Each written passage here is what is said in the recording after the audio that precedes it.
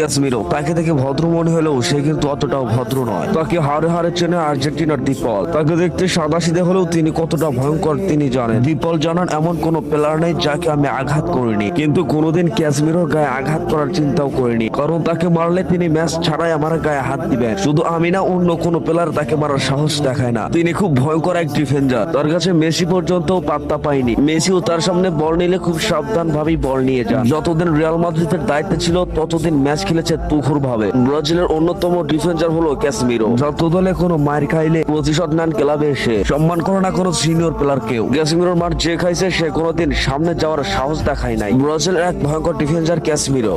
Casemiro তাকে দেখে ভদ্র মনে হলেও সে কিন্তু অতটাও ভদ্র নয়। তাকে হারে হারে চেনে আর্জেন্টিনার ডিপল। তাকে দেখতে সাদাসিধে হলেও তিনি কতটা ভয়ঙ্কর তিনি জানেন। ডিপল জানান এমন কোন প্লেয়ার নেই যাকে আমি আঘাত করিনি, কিন্তু কোনোদিন ক্যাসমিরোর গায়ে আঘাত করার চিন্তাও করিনি, কারণ তাকে মারলে তিনি ম্যাচ ছাড়াই আমার গায়ে হাত দিবেন। শুধু আমি না, অন্য কোনো প্লেয়ার তাকে মারার সাহস দেখায় না। তিনি খুব ভয়ঙ্কর এক ডিফেন্ডার। তার কাছে মেসি পর্যন্ত পাত্তা পায়নি। মেসিও তার সামনে বল নিলে খুব সাবধান ভাবেই বল নিয়ে যান। যতদিন রিয়াল মাদ্রিদের দায়িত্বে ছিল ততদিন ম্যাচ খেলেছে তুখুর ভাবে। ব্রাজিলের অন্যতম ডিফেন্ডার হলো ক্যাসমিরো। যত দলে কোনো মার খাইলে প্রতিশোধ নেন ক্লাবে এসে। সম্মান করে না কোনো সিনিয়র প্লেয়ার কেউ। ক্যাসমিরোর মার যে খাইছে সে কোনোদিন সামনে যাওয়ার সাহস দেখায় নাই। ব্রাজিলের এক ভয়ঙ্কর ডিফেন্ডার ক্যাসমিরো।